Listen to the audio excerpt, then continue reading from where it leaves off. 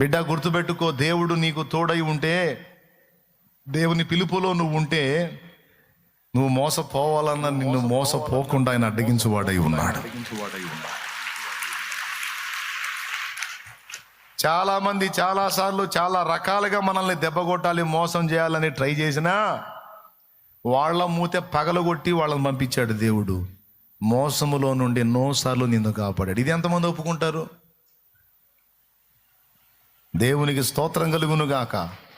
మోసగాళ్ల ముసుగులు బయటికి లాగి, ఆ మోసగాళ్ల బతుకులేందో నీకు బట్టబయలు చేసి, నిన్ను మోసపోకుండా తన ప్రేమను బట్టి కాపాడుకున్న దేవుడు నా దేవుడు.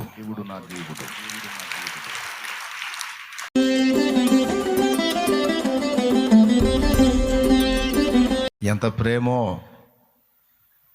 కొన్నిసార్లు గద్దించినా, కొన్నిసార్లు శిక్షించినా మళ్ళా దగ్గరకు తీసుకొని, ప్రభా అని ఏడిస్తే, ఏడవకురా రా అని దగ్గరకు తీసుకొని ముద్దాడుకున్న నా బంగారు తండ్రి, కృపతో నన్ను నడిపిస్తున్నాడు. అరే, నన్ను ఎవడన్నా మోసం చేస్తే వాడు మోసం చేసుకున్నట్టేరా. ఎందుకంటే వాడి మూతి పగలటం ఖాయం. నన్ను మోసపోనీయడ్రా, నన్ను మోసం చేసినోడే మోసపోతాడు. అన్నవాడు నిన్ను మోసం చేసి ఇంత పొందాడన్నా అంటే వాడు ఏదో రూపంలో దానికి డబులు రుణం తీర్చుకొని పోతాడు, లేరా వదిలేయండి అంట. వాడు కాకపోతే వాని బిడ్డ అయినా సరే నా దగ్గరకు వచ్చి వాడు రుణం ఇటు తీర్చిపోతాడు, అది జరిగిద్ది అంతే అని చెబుతా. అస్సలు ఏమి అయ్యో నేను మోసపోయాను, మోసం జరిగింది ఏం ఫీల్ అయ్యేది ఏం లేదు. ఏమైనా అర్థమైందా మీకు? ఎంతమందికి అర్థమైందో? మనం మోసగింపబడకుండా దేవుడు అడ్డగించువాడై ఉన్నాడు. సింపుల్గా మీకు చెప్తా. యాకోబోళ్ళ మామను చూడండి మీరు. మందలకి కాపలా ఉన్నాడు యాకోబు. అల్లుడు, ఒకళ్ళకి ఇద్దరు చేసుకున్నావు నా ఇంట్లో, ఇంకా కొడుకు అల్లుడు అనే తేడా లేదు, నా బిడ్డవే అనుకుంటా.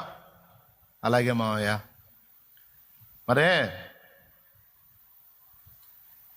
మచ్చలు పొడదగలవన్నీ నీకయ్యా, ఎందుకంటే నీ చేత ఒట్టిగా చేయించుకోకూడదు చాకిరి. పాపం పొలాన బడి చేస్తా ఉన్నావు, మందం దోలుకొని పోయి. మచ్చలు పొడదగలవన్నీ నీకు, మచ్చ పొడ లేనివి నాకు. సరే మావయ్య. అట్లాగే కొడుకులకు చెప్తాడు, అరే మందలో నుంచి మచ్చలు పొడలు గల్ల మగవాటిని అన్నిటిని పక్కకు దోలండ్రా, ఒక్కటి కూడా ఉండకూడదు, మొత్తాన్ని దోలండి. ఇప్పుడు మచ్చలు పొడలు కలిగినటువంటి పొట్టేళ్ళు మందలో ఉన్నాయి అనుకో, కనీసం కొన్ని పిల్లలైనా ఇవి పుడతాయి. ఆ మచ్చలు పొడలు ఉన్నటువంటి పొట్టేళ్ళన్నిటిని బయటికి దోలాడు అనుకో మంద నుంచి, ఇంకా ఆ పిల్లలు ఎట్ట పుడతాయి? చూడు, అల్లుడికి దయ చూపినట్టే గ్యాంబ్లింగ్, అల్లుడికి ప్రేమ చూపినట్టే, అల్లుడికి జీతం ఇచ్చినట్టే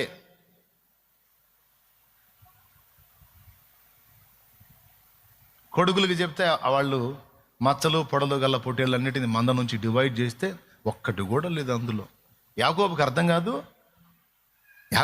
కాదు. అది ఇవన్నీ తోలుకొని పోతే మరి ఇక నాకు పిల్లలు ఎట్ట అవుతాయి? సరే, చేసేదేముంది, మోసం జరుగుతుంది. మచ్చలు పొడలు గల పిల్లలు పుట్టే అవకాశమే లేకుండా లాభాన్ని చేసి పాపం మందని సపరేట్ చేసి,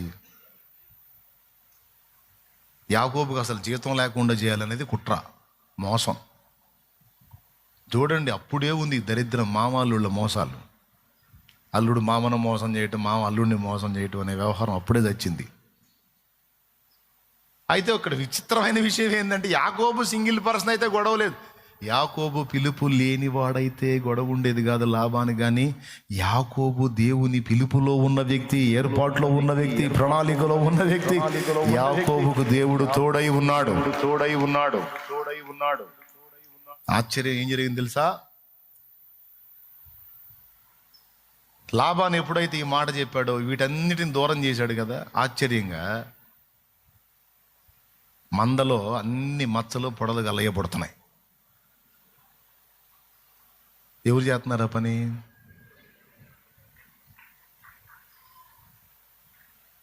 మళ్ళీ లాబాను పిలిచాడు యాకోబుని. అల్లుడు డ్రామా ఏంది తేడా వచ్చింది ఏంది? కొడుకుల్ని తిట్టాడు. దరిద్రులారా, మొత్తం సరిగ్గా గ్రేడ్ చేయాలి కదరా, కొన్నిటిని వదిలిపెట్టినట్టున్నారు, అన్నీ అయ్యే పిల్లలు పెడుతున్నాయి. అల్లుడు మనం ఒప్పందం మార్చుకుందాం. అల్లుడు చెప్పు మాయ. ఏం లేదు, ఇక నుంచి మచ్చలు పొడలు గలవన్నీ నాకు, మచ్చలు పొడలు లేనివన్నీ నీకు, సరేనా? అదేంది మాయ అప్పుడు అట్టన్నావు ఇప్పుడు ఇట్టన్నావు అంటే, ఎందుకన్నాను అర్థం చేసుకో. నీ మంద పెరిగిపోయింది, నా మంద జరిగిపోయింది.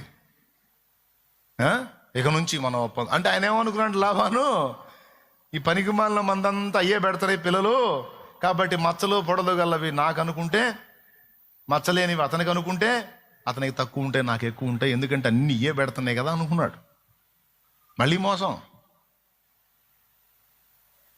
ఇతను ఎప్పుడైతే మచ్చలేనివన్నీ నీకు, మచ్చలు పొడలు గలవి నాకు అన్నాడో, మళ్ళీ మంద రూట్ మార్చింది. మళ్ళీ పైన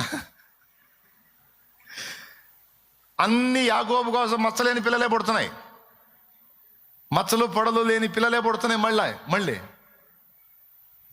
మళ్ళీ నెత్తిన గుడ్డేసుకున్నాడు. దేంది నాయన అసలు ఏం జరుగుతుంది? చూస్తేనేమో లాబాను మంద కొంచెం అయిపోయింది, యాకోబు మందం పెరిగిపోయింది. ఇక ముఖం మారిపోయింది. అంతకుముందు ఉన్నట్టు లేదంట అతని ముఖం, మునుపున్నట్టు లేదట లాబాను ముఖం. బిడ్డ గుర్తుపెట్టుకో, దేవుడు నీకు తోడై ఉంటే, దేవుని పిలుపులో నువ్వు ఉంటే, నువ్వు మోసపోవాలన్నా నిన్ను మోసపోకుండా ఆయన అడ్డగించువాడై ఉన్నాడు. చాలా మంది చాలాసార్లు చాలా రకాలుగా మనల్ని దెబ్బగొట్టాలి, మోసం చేయాలని ట్రై చేసినా వాళ్ళ మూతే పగలగొట్టి వాళ్ళని పంపించాడు దేవుడు. మోసములో నుండి ఎన్నోసార్లు నిన్ను కాపాడాడు. ఇది ఎంతమంది ఒప్పుకుంటారు? దేవునికి స్తోత్రం కలుగును గాక.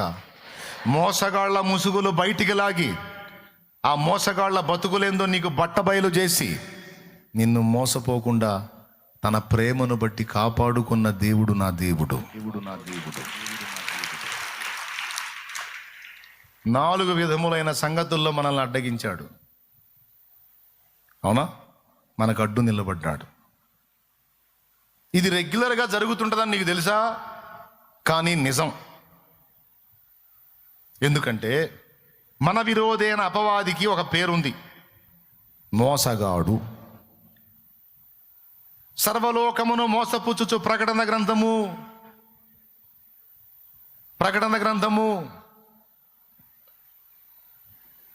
12:9 చూడు ఒకసారి.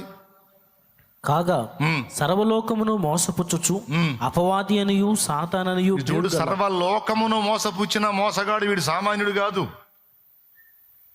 ఒకరిద్దరిని కాదు, సర్వలోకాన్ని మోసగించే మోసగాడు వీడు. ఓకే, ప్రకటన గ్రంథము 20వ అధ్యాయము 1వ వచనం నుంచి చూస్తే, ఇక జనములను మోసపరచకుండునట్లు అని వాడి గురించే మాట్లాడతాడు. సాతాననియు ఘట సర్పం అనియు చెప్పబడిన ఆది సర్పమైన ఆ మహాఘట సర్పము అపవాది అనియు సాతాననియు పేరుగల ఆది సర్పమైన ఆ మహాఘట సర్పము అగాధములో పడద్రోయబడి సంకెళ్ల చేత బంధించబడింది. ఆ 1000 ఏండ్లు గడచు వరకు ఇక జనములను మోసపరచకుండునట్లు. వాడు మోసగాడు. నిజంగా దేవుడు మనకు తోడై ఉండకపోతే ఈ మోసగాడి చేతిలో ఎప్పుడో అయిపోయేవాళ్ళం. ఆ మహానుభావుడు నిరంతరం మనకు ప్రాకారమై ఉండి, దుష్టత్వం పాలు మనం కాకుండా, మనం దుష్టత్వం చేయకుండా, ఆయన చిత్తం తొలగిపోకుండా, ఈ దుష్టుడి చేతిలో మోసపోకుండా ఈ 4 సంగతుల్లో నిరంతరం కాపాడుతూ ఉన్నాడు.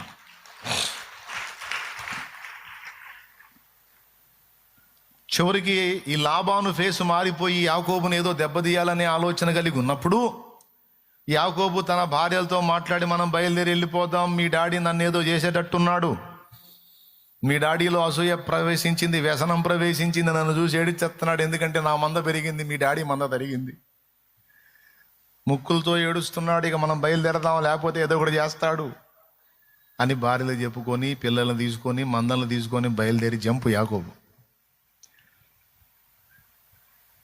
వెళ్తే,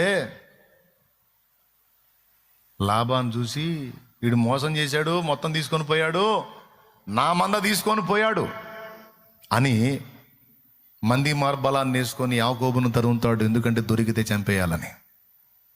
వ్యసనము, అసూయ రక్త సంబంధాన్ని కూడా శత్రుత్వంతో మార్చేస్తుంది. వ్యసనం, అసూయ అనేది రక్త సంబంధాలకు కూడా విలువ లేకుండా చేస్తుంది. ఈ అసూయ, ఈ కుళ్ళు, ఈ దరిద్రం, ఈ మత్సరం రక్త సంబంధాలకు కూడా పట్టించుకోదు. అప్పుడు ఉంది, ఇప్పుడు కూడా ఉంది. నువ్వు బాగుపడుతున్నావు అనుకో, అవతలోడు చితికిన స్థితిలో ఉన్నాడు, వాడు ఎంత దుఃఖపడతాడంటే నువ్వు నాశనం అయిపోతే రక్త సంబంధే కోరుకుంటాడు. ఇలాంటి దుర్మార్గపు మనస్సులు కూడా ఉన్నాయి. ఆనాడు లాబాను బుద్ధి కూడా అలానే పనిచేసింది.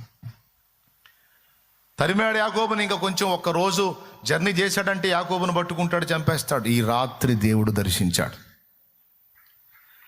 సొంత మామే, అటు మేనమామ, ఇటు పిల్లనిచ్చిన మామ, రెండు విధాల మామ, కూతుళ్ళ మొహం కూడా చూడలా.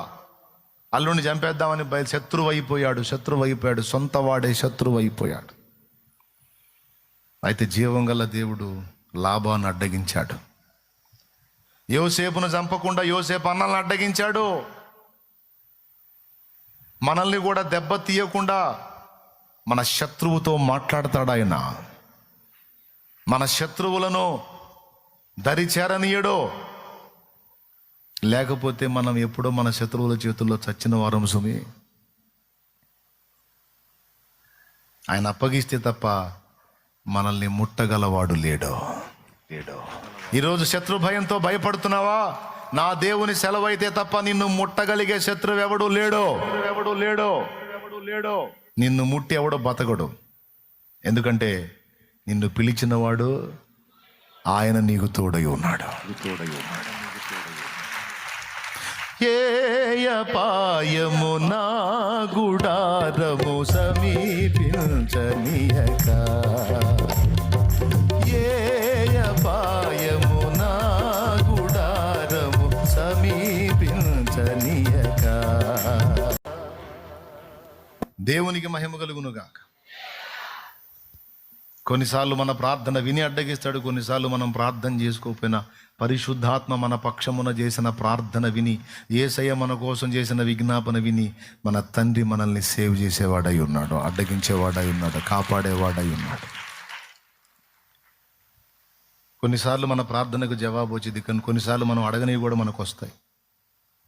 అది ఎవరి ప్రార్థన తెలుసా? మన పక్షమున పరిశుద్ధాత్మ విజ్ఞాపన, మన పక్షమున తండ్రి కుడి పార్శ్వమునున్న యేసయ్య విజ్ఞాపన. వారి విజ్ఞాపన లేకపోతే మనం ఎప్పుడో అవుట్. రోమాపత్రికలో ఈ 2 సంగతులు ఉన్నాయి. 8వ అధ్యాయంలో 26వ వచనం, 27వ వచనం, అలాగే 34వ వచనం.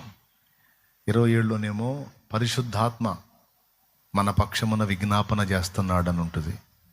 34వ వచనంలోనేమో యేసయ్య మన పక్షమున విజ్ఞాపన చేస్తున్నాడని ఉంటుంది. వారి విజ్ఞాపన. ఇన్నిసార్లు నువ్వు క్షమించబడ్డావు. ఉగ్రత నీ మీదికి రాలా, కోపం నీ మీదికి రాలా, శిక్ష నీ మీదికి రాలా. పలు విధములుగా నువ్వు విసిగించినా సరే కోపం నీ మీదికి రాలా. దేవుని కోపం, దేవుని తీర్పు నీ మీదికి రాలా. క్షమాపణ వచ్చింది. నువ్వు అనుకుంటుంటు ఎట్లా జరుగుతుంది అని. యేసయ్య నీ పక్షంగా ప్రార్థన చేస్తున్నాడు, విజ్ఞాపన చేస్తున్నాడు. పరిశుద్ధాత్మ నీ పక్షంగా అడుగుతున్నాడు. అందుకే కోపం నీ మీదికి, నా మీదికి రాలా. లేకపోతే మనం ఎప్పుడో అవుట్. దేవునికే మహిమ. చెప్పండి నాయనా.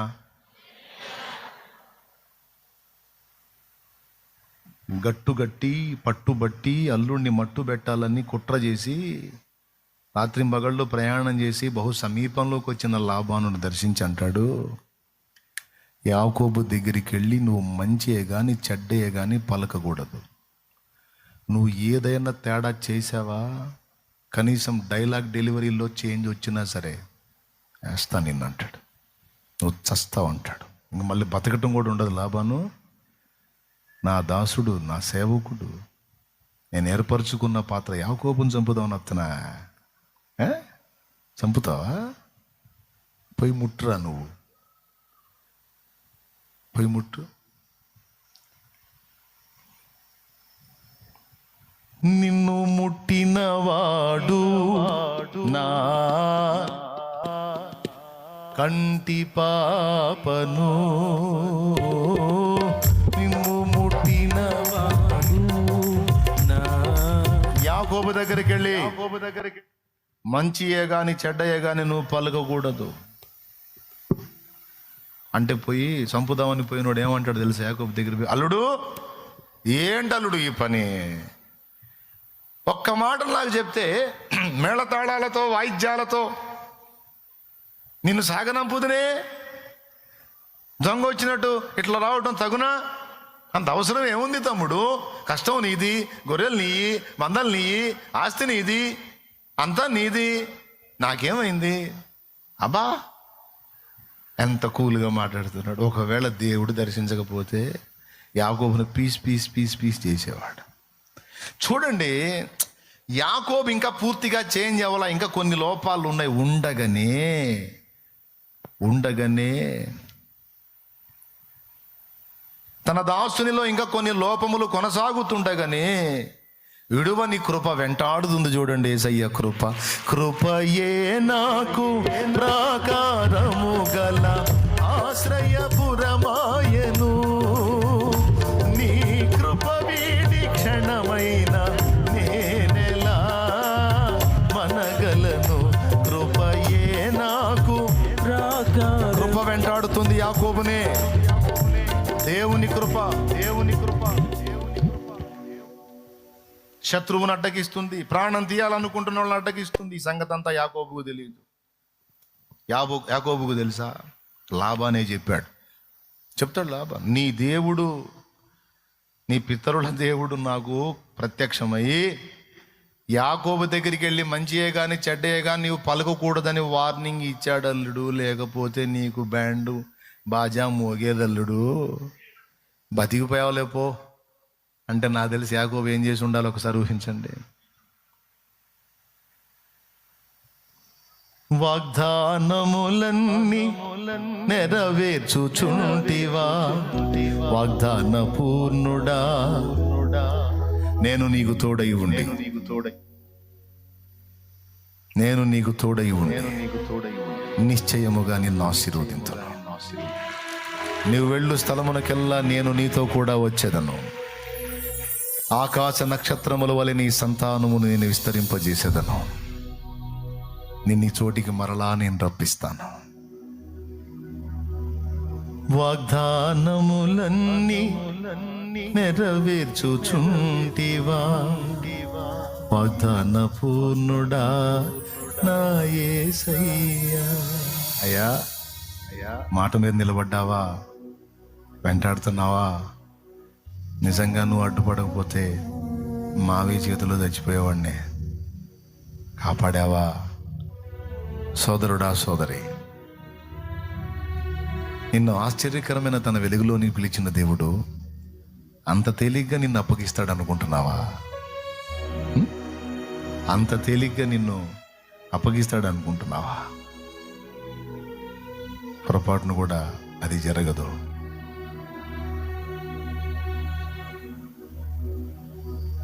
చాలా విషయాల్లో ఆయన మనల్ని అడ్డగిస్తూ ఉంటాడు. ఇన్ని వస్తాయి. ఏ విషయాలు అడ్డగిస్తున్నాడు అనేది ఒక్కసారి పరిశీలించుకుంటే ఇన్ని సంగతులు వస్తాయి. కొన్నిసార్లు పోయి గుంటలో పడబోతాం మనం, కొన్నిసారి గుంటలో పడతాం మనం. ముందే చెప్తాడు గుంటలో పడొద్దు పడొద్దు పడొద్దు అని. అయినా మూర్ఖంగా పోయి పడతాడు ఒక్కొక్కడు. ఏం చేస్తా? లాక్కొస్తాడు ఒడ్డుకి, స్తోత్రం తీసుకొస్తాడు బయటికి. సాధ్యమైనంత వరకు ఆ గోతికి పోకుండా అడ్డగిస్తూ ఉంటాడు. నిన్నే దర్శిస్తూ ఉంటాడు. నువ్వు ఈ ప్రయత్నం చేయబోతున్నావు, అది వద్దు. అది చేసావంటే నీ మెడకు చుట్టుకుంటుంది, తర్వాత విలవిలలాడతావు. వద్దు అని నీకు దర్శనాల రూపంలోనో లేకపోతే వ్యక్తుల ద్వారానో కొన్ని సిగ్నల్స్ ద్వారానో కొన్ని సూచనల ద్వారానో నువ్వు గుంటలో పడబోయేటప్పుడు ముందే నీకు సమాచారం ఇస్తాడు. నా దేవుడు అన్యాయస్తుడు కాదు. నువ్వు ఇరుక్కోబోయేటప్పుడు ముందే మాట్లాడతాడు ఆయన. ముందే నీకు సూచనలు ఇస్తాడు, ముందే సిగ్నల్స్ ఇస్తాడు నీకు. నువ్వు సెన్సిటివ్గా సున్నితంగా దేవుణ్ణి కలుసుకునే వ్యక్తివైతే క్లియర్గా నీతో మాట్లాడతాడు. వద్దు బిడ్డ, అది వద్దురా అంటాడు. వద్దు తల్లి అంటాడు. వద్దు నాన్న అంటాడు. ఆయన మూర్ఖంగా నువ్వు పోయి అడిగేస్తే ఇంకేం చేస్తాడు? సరే అనుభవించు. మళ్ళీ అందులో ఇరుక్కొని కొయ్యో మొయ్యో అని మొత్తుకుంటుంటే మళ్ళీ లాక్కొస్తాడు. నేను చెప్పా కదా వద్దని, క్లియర్గా నీతో మాట్లాడాను కదా, వద్దని చెప్పాను, ఎందుకు చేసుకున్నా. కొంతమంది ఏమో సున్నితంగా విషయాన్ని గ్రహించే వాళ్ళేమో అర్థం చేసుకుని తప్పించుకుంటారు. అమ్మో దేవుడు వద్దంటున్నాడు, సిగ్నల్ ఇస్తున్నాడు, నాకు దేవుడు మాట్లాడుతున్నాడు, వద్దు నేను ఈ స్టెప్ తీసుకోనని చురుకైన వాళ్ళు వెనక్కి తగ్గుతారు. కొంతమంది ఉంటారుగా మంపమాలోకాలు, ఇరుక్కుంటారు. దేవునికి స్తోత్రం, హల్లెలూయా. పర్వాలేదులే, ఇరుక్కున్న ఆమెతో అప్పచెప్పడులే, బయటికి తెస్తాడు, బయటికి తెస్తాడు. ఆయన లేకపోతే ఎవరు తెస్తారు?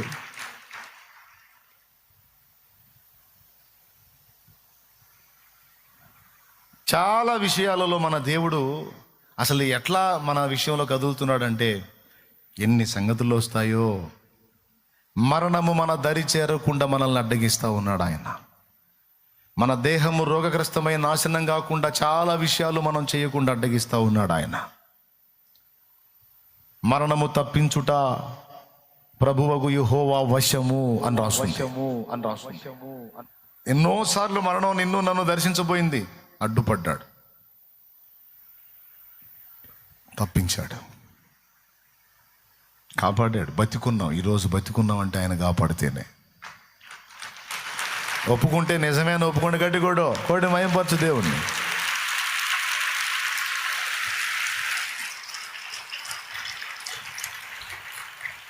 ఇప్పుడు మన దేవుడు ఏమై ఉన్నాడు? ఏం దేవుడై ఉన్నాడు ఈరోజు చెప్పండి మీరు? అడ్డగించే దేవుడై ఉన్నాడు. దేవునికి స్తోత్రం కలుగునుగా. ఇక నువ్వు నోట్స్ పెట్టుకొని పెన్ను తీసుకొని ఇంకా ఏ విషయాల్లో దేవుడు నన్ను అడ్డగించాడు, నా మీదకి వచ్చే వాటిని అడ్డగించాడు అని లిస్టు చేసుకుంటే ఇన్ని వస్తాయి. అవన్నీ రాసుకుంటున్నప్పుడు నీ కళ్ళల్లోంచి కన్నీళ్ళు వస్తాయి, ఏడుపు వచ్చింది. ఎందుకంటే అవన్నీ నీ కోసం దేవుడు చేసినాయి. ఇదంతా దేన్ని బట్టి చేశాడో తెలుసా? నిన్ను పిలిచాడు చూడు, ఆ పిలుపును బట్టి, నీ మీదున్న ప్రేమను బట్టి, తన కృపను బట్టి ఇవన్నీ నీకు నాకు చేసుకుంటూ వచ్చాడు ఆయన. ఇంతవరకు బాగుంది. ఇప్పుడు మనం వెంబడించిన దేవుడు, మనం ప్రేమిస్తున్న దేవుడు, మనం ఆరాధిస్తున్న దేవుడు, మనల్ని ప్రేమిస్తున్న దేవుడు ఏమై ఉన్నాడో మనం ఇప్పటిదాకా తెలుసుకున్నాం. అయితే ఇప్పుడు ఇంకొక మాట చెప్పి నేను ప్రార్థన చేస్తా. కేవలం దేవుని సంగతులు మాత్రమే చెప్పి ముగించాలని నేను ఈ మ్యాటర్ ఎత్తుకోవాలా. ఇంత విన్నాం మనం. ఏమై ఉండాలని దేవుడు కోరుకుంటున్నాడో ఆ సందేశం కూడా ఒక్క మొక్క మనం విందాం. అది అసలు మ్యాటర్. ఎన్నో ఉపద్రవాలు మన మీదికి రాకుండా మనల్ని నిరంతరం అడ్డగిస్తూ మనల్ని ప్రొటెక్ట్ చేస్తున్నటువంటి దేవుడు మనము కూడా అడ్డగించువారము కావాలని కోరుకుంటున్నాడు. అది మన విషయంలో దేవునికున్న ఒక ప్రణాళిక. మనము కూడా అడ్డగించువారము కావాలి అని కోరుకుంటున్నాడండి. ఇది కీలకమైన విషయం, ఇది వినాలి ఇప్పుడు మీరు.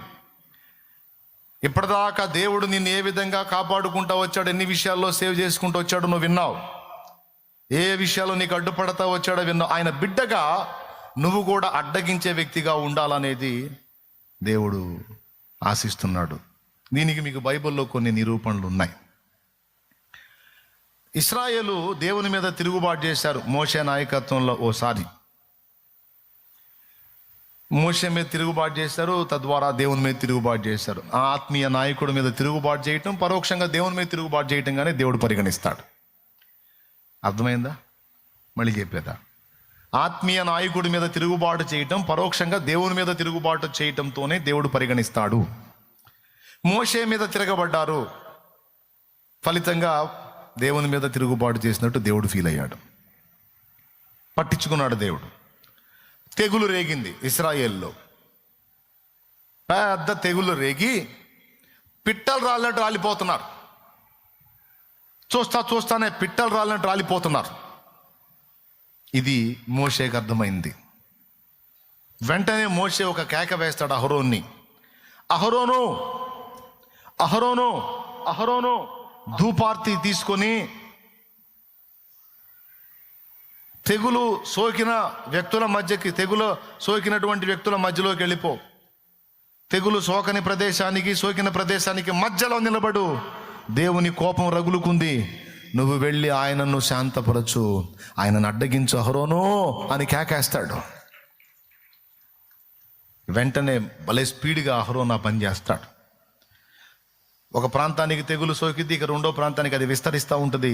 ఈ రెండిటి మధ్యలోకి ఎంటర్ అయ్యి ధూపార్తి చేపుని దేవుని వైపు చూస్తాడు. దేవా శాంతించు, నువ్వు కోప్పడితే ఈ ప్రజల్లో ఒక్కడు మిగలడు, శాంతించు, శాంతించు నాయనా, కనికరించు, జాలిపడు, కృపచూపు, వారిని బ్రతకనివ్వు అని ఆయన ధూపార్తి చేత పట్టుకొని మధ్యలో నిలబడితే ఆ తెగులు నిలిచిపోయేను అని రాసుంది. ఎక్కడ రాసుందో ఏమన్నా చెప్పగలరా? సంఖ్యాకాండం 16వ అధ్యాయం 48వ వచనం. అదండి, చూడండి ఒకసారి. సంఖ్యాకాండం 16:48. అతడు చచ్చిన వారికిని బ్రతికి ఉన్న వారికిని మధ్యను నిలువబడగా తెగులు ఆగెను. బిడ్డలారా, చచ్చిన వారికిని బ్రతికున్న వారికిని మధ్యలో నిలబడ్డాడట. ఒకవేళ అహరోను ఆనాడు అడ్డగించకపోతే, ఎవరిని అడ్డగించకపోతే, దేవుని కోపాన్ని అడ్డగించకపోతే మొత్తం పిట్టలు రాలినట్టు రాలిపోయేవాళ్ళం. దేవుని ప్రజల మీదికి పెళ్ళున దిగుతున్న దేవుని కోపాగ్ని, ప్రచండమైన కోపాగ్ని తట్టుకోవటం ఎవడి వల్ల కాదు. ఆ కోపము దిగి రాకుండానట్లు వచ్చిన కోపమును దేవుడు ఆ కోపము నుండి మళ్ళుకొనున్నట్లు అహరోను దేవుని శాంతపరిచాడు. అహరోను చేసినటువంటి ఆ పనికి దేవుని కోపం ఆగిపోయింది, తెగులు నిలిచిపోయింది, మిగిలిన వాళ్ళంతా బతికిపోయారు. ఇక్కడ పాఠం ఏంటో తెలుసా? ఇక్కడ పాఠం ఏంటో తెలుసా?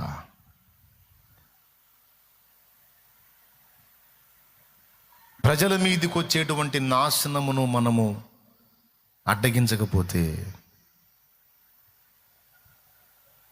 అది ఎంతమందిని బలి తీసుకుంటుందో తెలియదు.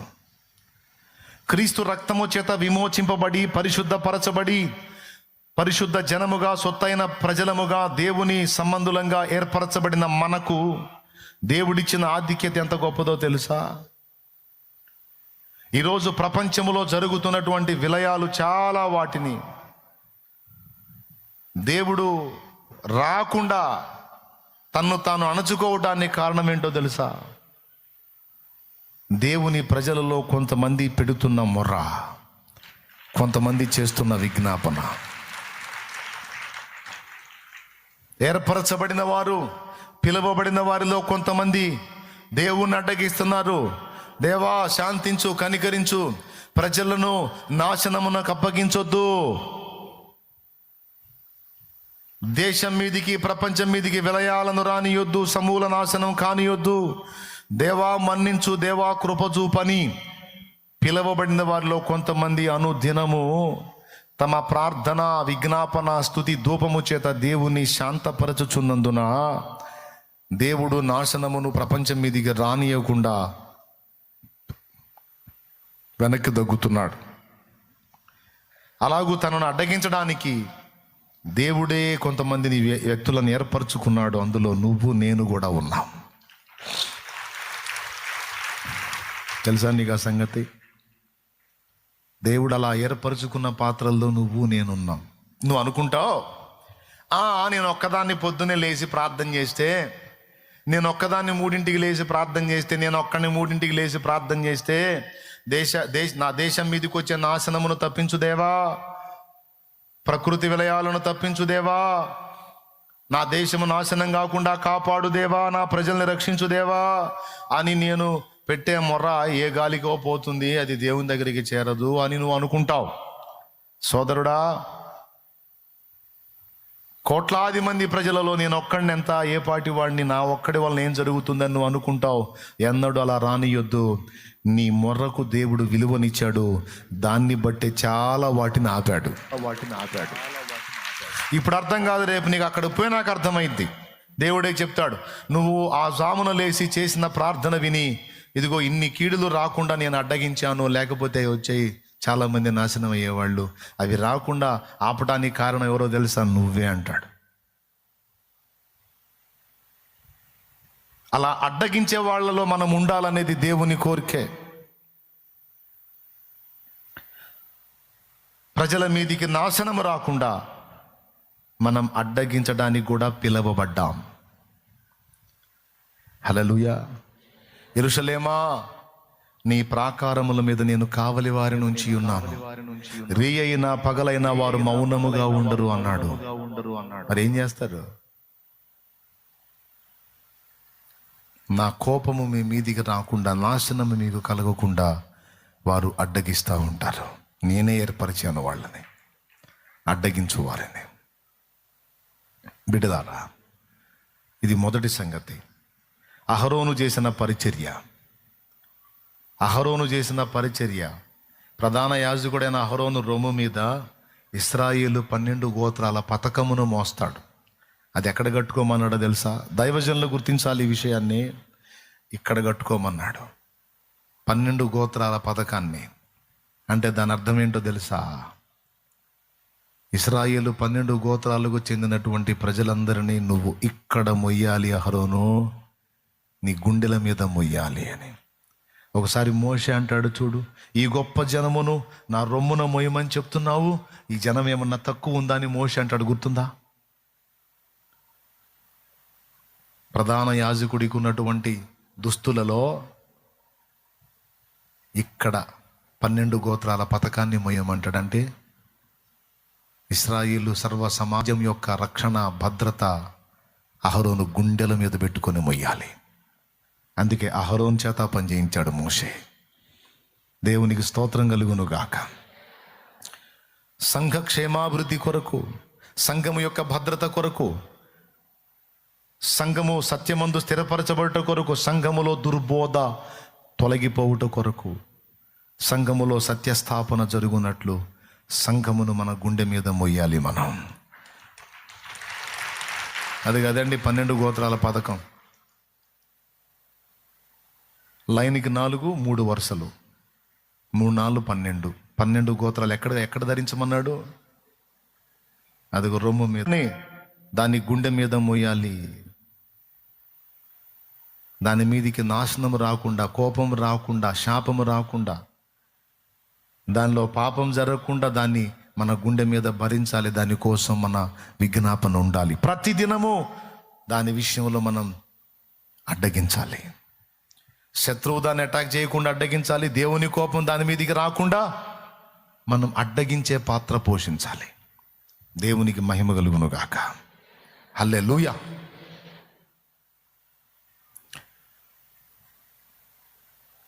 ఫినెహాసు అనేవాడు ఒక పని చేస్తాడు. ఇశ్రాయేలు పాపం చేసి వాళ్ళ మధ్య తెగులు రేగి మళ్ళా చచ్చిపోతున్నప్పుడు అహరోను మనమడు ఎలియాజరు కుమారుడు ఫినెహాసు దేవుని సముఖములో అక్రమంగా ప్రవర్తిస్తున్న వారిని హతము చేసి, ప్రాయశ్చిత్తము చేసి దేవుని కోపము నుండి దేవుడు మళ్ళుకునేటట్టు చేస్తాడు. అక్కడేమని చెప్తాడంటే ప్రాయశ్చిత్తము చేశాడంటాడు. దేవునికి స్తోత్రం కలుగును గాక. అక్కడేం చేశాడు ఫినెహాసు? ప్రాయశ్చిత్తం చేశాడు. కాబట్టి అతనితో నా నిబంధన స్థిరపరుస్తాను, నేను చూచి ఓర్వలేని దాన్ని ఫినెహాసు కూడా చూచి ఓర్వలేకపోయాడు అని దేవుడు సంతోషపడి కోపం నుండి మళ్ళుకుంటాడు. అక్కడ ప్రాయశ్చిత్తం. ఇక్కడేమో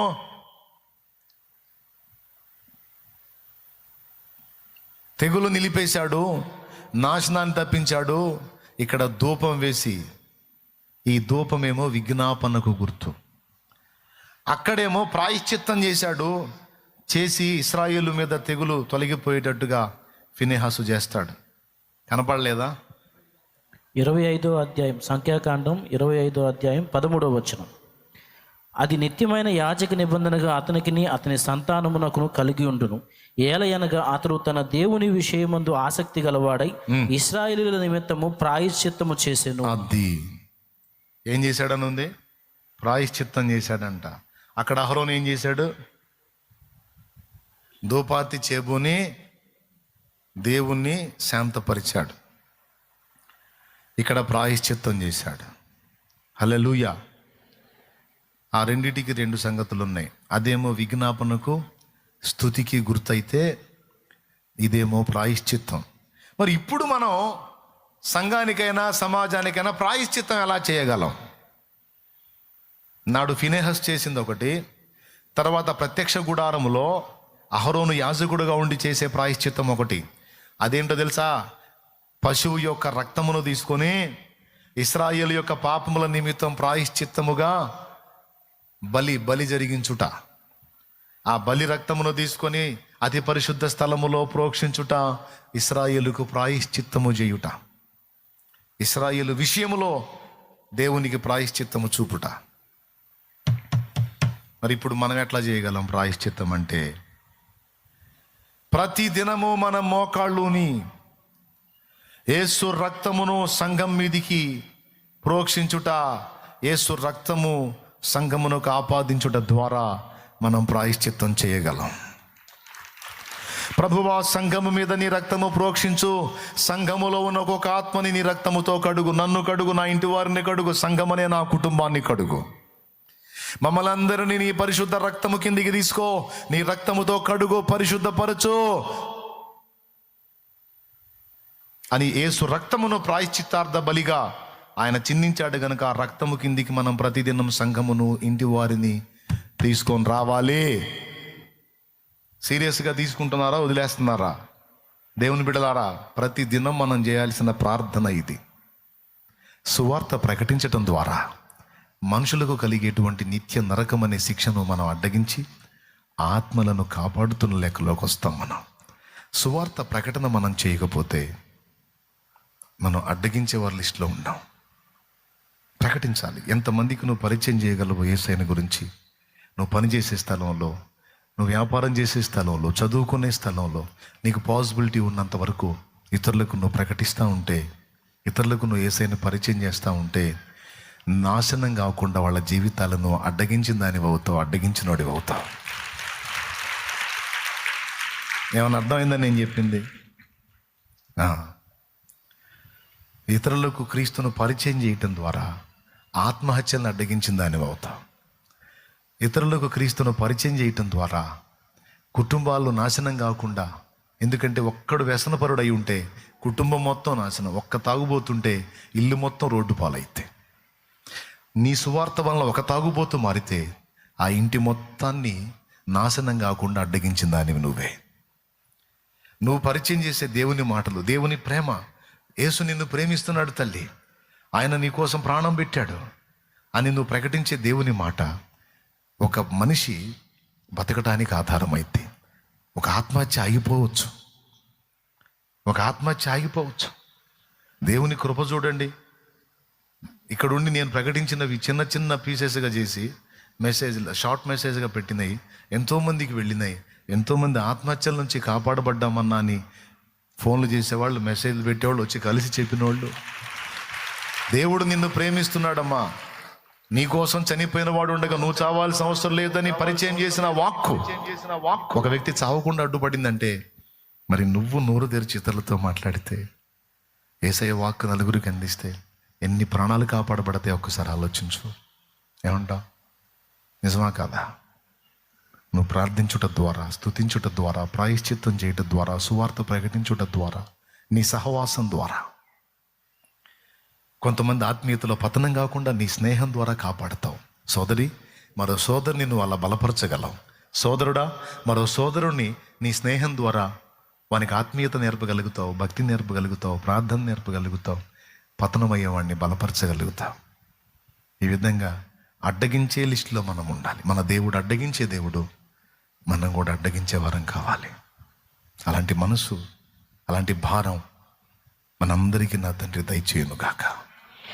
ఆమేన్. దేవుడు ఏ సంగతుల్లో అడ్డగించాడో కొన్ని చెప్పాను. మనం ఏ విషయాల్లో ప్రజలను అడ్డగించాలో, ఏం చేసి అడ్డగించగలమో చెప్పాను. తర్వాత ఇక నిర్ణయం మీదే. నిజంగా నీకు మ్యాటర్ అర్థమైతే మోకాళ్ళేసి, దేవా నన్ను అలా తయారు చేయమని ప్రార్థించు. రా, లైవ్లో జూమ్లో కనపడుతున్న వాళ్ళు కూడా మోకాళ్ళు వేయండి. అవకాశం ఉన్న వాళ్ళందరూ కూడా మోకాళ్ళు వేయండి. ప్రార్థనలో ఉండండి బిడ్డ. ఎప్పుడైతే మనం ఇలాంటి వారం అయిపోతామో, ఈ విధంగా మనం సిద్ధపడతామో, దేవునికి సమీపం అవుతాం మనం. ఎందుకంటే మన దేవుడు అడ్డగించే దేవుడు. మనల్ని కూడా అలాగున సిద్ధపరుస్తున్నాడు. అలా మనల్ని చూసినప్పుడు మనల్ని బట్టి దేవుడు సంతోషపడతాడు. నాకే మనసుందో నా కుమారుడికి, నా కుమార్తె కూడా అదే మనసు ఉంది అని నీ మనసును బట్టి, నీవు చేసే ఆ కార్యాలను బట్టి నా తండ్రి నిన్ను దీవిస్తాడు. నువ్వు ఎవరి కోసం పాటుపడుతున్నావో వారిని రక్షిస్తాడు. ఇతరుల గురించి ఆలోచించి ఇతరుల కోసం భారం కలిగిన నిన్ను కూడా తప్పక దీవిస్తాడో, ఆశీర్వదిస్తాడు. నీకున్న ప్రతికూలతలన్నిటి నుంచి నిన్ను విడిపిస్తాడు. రా, మోకాళ్ళ మీదికి రా. దేవా, దేవా, నన్ను నిజంగా ఎన్నో విషయాల్లో అడ్డగించావు నాయన. కొన్నిసార్లు మూర్ఖంగా నేను బరి తెగించి అడుగులు వేయబోయినా నీ కృపతో నన్ను కాపాడుకున్నావు, నీ కృపతో నన్ను సంరక్షించుకున్నావు, నీ కృపతో నన్ను ఓర్చుకున్నావు, నన్ను క్షమించావు, నన్ను తప్పించావు. నీకు స్తోత్రము, స్తోత్రము, స్తోత్రము నా తండ్రి. చావుగోతులోకి పోకుండా కాపాడావు. నీకు విరోధంగా పాపం చేయకుండా నన్ను అడ్డగించావు. దుష్టత్వం నా మీదకి వచ్చి నన్ను నాశనం చేయబోను కొనగా తప్పించావు. శత్రువు బారి నుండి తప్పించావు, మరణం వశం నుండి తప్పించావు, రోగం బారి నుండి తప్పించావు. ఇక ముందుకును తప్పించగలవు. నా దేవా నీకు స్తోత్రము, నా తండ్రి నీకు స్తోత్రము, నా ప్రభువా నీకు స్తుతి స్తోత్రము, స్తుతి స్తోత్రము, స్తుతి స్తోత్రము, స్తుతి స్తోత్రము, స్తుతి స్తోత్రము. హల్లెలూయా, హల్లెలూయా, హల్లెలూయా, హల్లెలూయా, హల్లెలూయా. యేసయ్యా నీకు స్తోత్రమయ్యా, స్తోత్రమయ్యా, స్తోత్రమయ్యా. చేద్దామా, ప్రార్థన చేద్దామా. ఎన్నింటి నుండో నిన్ను తప్పించిన దేవుడు, నీవు కూడా ఇతరులను తప్పించే వ్యక్తివి కావాలి. ఎన్నింటి నుంచో నిన్ను కాపాడిన దేవుడు, నీ మీదికి రాకుండా అడ్డగించిన దేవుడు, ఇతరుల విషయంలో నీవు కూడా అడ్డగించు వాడవై, అడ్డగించు దానవై ఉండాలని దేవుడు కోరుతున్నాడు. చేద్దాం ప్రార్థన. అయ్యా, నీవు నాతో మాట్లాడినందుకు నీకు వందనాలు. కొన్ని సంగతులు, పిలుపున్న వాళ్ళ పరిస్థితులు ఏంటి, పిలిచిన వాడవు నువ్వు ఏమై ఉన్నావు అనే సంగతిని మాకు ఈరోజు తేటపరిచావు. అయ్యా నాయన, స్తుతుల గురించి మాకు స్పష్టపరిచావు. చాలా సంగతులు నేర్పావు, చాలా సంగతులు నేర్పావు నాయన. డిస్టర్బ్ చేసి దుష్టుడు ఈ మాటలు నీ బిడ్డలకి వినబడకుండా చేయాలని ఎన్ని తిప్పలు పడినా అవన్నీ వట్టివి చేసి వాటన్నిటిని నువ్వు అడ్డగించి నీ వాక్కు మాకు అందేటట్టు చేశావు. నీకు స్తోత్రములయ్యా. ఈ మాటల్ని బట్టి నీ కృతజ్ఞతాస్తుతులు చెల్లిస్తా ఉన్నాము. ఇవన్నీ మేము తీసుకొని వీటన్నిటిని అనుసరించి మేము జాగరూకులమే నడుచుకున్నట్లు కృపనివ్వయ్యా. స్తుతి మహిమ నీకే చెల్లిస్తూ మా బిడ్డలు భారంతో చేస్తున్న ప్రార్థన ఆలకించి అంగీకరించి ప్రత్యుత్తరము దయచేయి. ఇతరులకు సువార్త ప్రకటించుట ద్వారా వారి నాశనాన్ని మేము అడ్డగించగలుగుతాం. ఇతరులతో మేము సహవాసం చేసి వారిని బలపరచుట ద్వారా వారి ఆత్మీయ జీవిత క్షేమాభివృద్ధిని మేము కాపాడగలుగుతాం. దుష్టుడు వారిని ముట్టకుండా అడ్డగించగలుగుతాం. ప్రార్థించుట ద్వారా సంఘ క్షేమాభివృద్ధి కొరకు ప్రాయశ్చిత్తముగా నీ రక్తము కిందికి తెచ్చుట ద్వారా సంఘం మీదకి వచ్చే ఉపద్రవాలను అడ్డగించగలుగుతాం. దేశం కోసం ప్రార్థించుట ద్వారా, ప్రపంచం కోసం ప్రార్థించుట ద్వారా, విజ్ఞాపన చేయుట ద్వారా దాని మీదకి వచ్చే విలయాలను అడ్డగించగలుగుతాం. మమ్మల్ని ఆశీర్వదించయ్యా. అయ్యా, మమ్మల్ని ఆశీర్వదించు. మమ్మల్ని ఆ విధంగా తయారు చేయి. నువ్వెలాగున్నావో మేము కూడా అట్టివారమై ఉండునట్లు మమ్మల్ని అనుగ్రహించు. యేసు నామములో పొంది ఉన్నాం తండ్రి, ఆమేన్. పైకి లేచి నిలబడదాం. నేను ముగిస్తాను. దేవుడు నిన్ను ప్రేరేపించిన కొలది నువ్వు ప్రార్థనలో గడుపు. దేవుడు నీ ఎడల చేసే కార్యాలను గురించి మాట్లాడే. ఒకవేళ పిలుపు ఏర్పాటు నీ మీద ఉంటే నీకు ఎలాంటి ఎదురవుతాయో కూడా దేవుడు స్పష్టపరిచాడు. మనం ఎట్టివారమై ఉండాలో మన దేవుడు ఎట్టివాడై ఉన్నాడు. ఎన్ని విధాల మనల్ని సేవ చేస్తున్నాడు. ఆఖరికి మోసపోకుండా మనల్ని ఎలా తప్పిస్తున్నాడు. భక్తుల జీవితాల్లోంచి మనం తెలుసుకున్నాం. ఈ విషయాలన్నీ పునశ్చరణ చేసుకొని మళ్ళా మననం చేసుకొని హృదయం నిండి పొంగి పొర్లున్నట్లు కృతజ్ఞతాస్తుతితో దేవుని మయంపరచండి. అదిగా మీ వ్యక్తిగతం. పరిశుద్ధ ప్రభా, ఇక్కడ ఈ శుక్రవారం వేళ ఇక్కడ ఉన్న వాళ్ళు కావచ్చు, లైవ్ ద్వారా, జూమ్ ద్వారా అందుబాటులోకి వచ్చిన బిడ్డలు కావచ్చు, అందరినీ బట్టి నీ కృతజ్ఞతా స్తోత్రాలు చెల్లిస్తున్నా. ఎంతమంది మ్యాటర్ సీరియస్గా తీసుకున్నారో, విన్నారో, గైకొన్నారో వారందరినీ బట్టి నీ కృతజ్ఞతలు చెల్లిస్తా ఉన్నా. ఈ బిడ్డలందరినీ దీవించి వారికి ఆరోగ్యాలు ఇవ్వండి, ఆయుష్నివ్వండి. వారున్న శ్రమ నుంచి వారిని విడి అహరోను వలె, మోషే వలె, ఫినెహసు వలె దేవుని కోపమును సిలువ మీదికి నువ్వెక్కి నాయన తండ్రి కోపాన్ని అడ్డగించావు ప్రభువా. అది నీ మీదికి తీసుకొని మమ్మల్ని రక్షించావు ప్రభువా. అయ్యా యేసయ్యా, నీవు అడ్డగించే దేవుడు అయి ఉన్నావు నాయన. మేము కూడా అట్టివారమై ఉండునట్లుగా నీవు సహాయము చేయండి. మా బిడ్డల మీదకి వచ్చే సమస్త శ్రమ, శోధన, వేదనంతా అడ్డగించి, పాపమును కూడా అడ్డగించి నీ కృపా కాపుదల్లో మా బ్రతుకులు కొనసాగింప చేయమని ఇక్కడున్న చిన్నలు, పెద్దలు, వృద్ధులు, స్త్రీలు, పురుషులు, యవనులు బిడ్డలందరినీ బట్టి నీ కృతజ్ఞతలు చెల్లిస్తూ వారున్న ఆర్థిక ఇబ్బందులు, అప్పుల బాధలు, కుటుంబ సమస్యలు తొలగించి సమాధానము దయచే. ఎడబాట్లను తొలగించు. గొడ్రాండ్ర గర్భములు ముట్టి స్వస్థపరిచి శ్రేష్టమైనటువంటి గర్భఫలాలు దయచే నా ప్రభువా. అవివాహితులకు వివాహాలు జరిగినట్లు కృపనీయండి. ఆత్మీయ బలాభివృద్ధి దయచేయండి. ఆత్మీయ జీవితంలో బలహీనపడుతూ నీకు విరోధంగా బలహీనపడుతున్నటువంటి పరిస్థితులు ఎవరున్నారో వారి పాపము నుండి వారు మళ్ళుకొని పరిశుద్ధుడా నీ తట్టు మళ్ళుకొని నీ కొరకు నిలిచి మంచి ఫలము ఫలించేటువంటి పరిశుద్ధ పాత్రలై ఉండినట్లు సహాయం వచ్చే. ఎన్నో విషయాల్లో నన్ను అడ్డగించిన తండ్రి, ఆ బిడ్డలందరినీ కూడా మీరే అడ్డగించి కాపాడు అయ్యా. వారున్న శ్రమంతటి నుంచి వారిని విడిపించి కృపాక్షేమం కలిగించము. సాతాను కుట్రలన్నీ నాశనం చేయమని, మనశ్శాంతిని దయచేయమని, ప్రశాంతత దయచేయమని. ఏ వేదనతో ఇక్కడికి వచ్చారో వారికి సమాధానము దయచేయమని. ఎవరు ఆత్మహత్య అనే దురాలోచనలో ఉన్నారో ఆ దురాలోచన కలిగించే దయ్యము వారి యొద్ద నుండి తొలగిపోవునుగాక. గొప్ప విడుదల మా బిడ్డలకు దయచేయండి. అలాంటి ఆలోచన రద్దు చేయండి అయ్యా. మమ్మల్ని ప్రేమించి మాకై ప్రాణం పెట్టి మా కోసం చనిపోయిన నీవుండగా మేమెందుకు చావాలి? భక్తుడు అన్నట్టు నేనైతే చావను, సజీవుడనై ఉండి నా దేవుని క్రియలు వివరించేదను అన్నట్లుగా మా బిడ్డలు తెగించి బ్రతకడానికి సహాయం చేయండి. ఇక్కడ ఉన్నటువంటి బిడ్డలందరికీ కూడా సమాధానం కలగాలి. లైవ్ ద్వారా వచ్చిన వేల కొద్ది ప్రజలందరికీ, జూమ్లో కనిపిస్తున్న బిడ్డలందరికీ విడుదల కలగాలి. వారి ఎడల నీ కృప, నీ మేలు సమృద్ధిగా విస్తరించబడాలి. ఇంకా అనేక సంగతులు మాకు నేర్పి మమ్మల్ని ఆత్మీయతలు ముందుకు నడిపించి ప్రోత్సహించమని యేసు నామములో తిరిగి వెళ్ళుచుండగా క్షేమాన్ని కలిగించమని, సురక్షితంగా గృహాలకు చేర్చమని, సత్యమందు మమ్మల్ని స్థిరపరచు. దుర్బోధ, కోకటి వేళ్లతో సహా పెకలించు. సంఘం మీదకి వచ్చే ఉన్మాద, మతోన్మాద శక్తుల్ని అణచివేయేస్తున్నామములో నీ కృపా కాపుదల ప్రసాదించి సంఘమును వర్ధిల్ల చేయమని, దైవ జనాంగము, వృద్ధులు, చిన్నలు, పెద్దలు అందరూ సేవకులు ప్రాణములను, సాక్ష్యములను, కుటుంబములను కాపాడు. వారికి ఉన్న సమస్యలు పరిష్కరించు, రోగములు స్వస్థపరచు, అవసరాలు తీర్చు, పరిచర్యలను విస్తరింపచే, అనేక ఆత్మల రక్షణ కార్యం జరిగినట్లు సహాయం వచ్చాయి. సార్వత్రిక సంఘమంతా నీ రక్తము కిందికి తీసుకొస్తున్నాం. నీ రక్తంతో కడిగి పరిశుద్ధపరచు. మా కుటుంబాలను కడిగి పరిశుద్ధపరచు. మమ్మల్ని కడిగి పరిశుద్ధపరచు. నీ కొరకు మమ్మల్ని నిలబెట్టి వాడుకోమని, జయ జీవితం మాకు దయచేయమని యేసు నామములో ప్రార్థించి పొంది ఉన్నాం తండ్రి.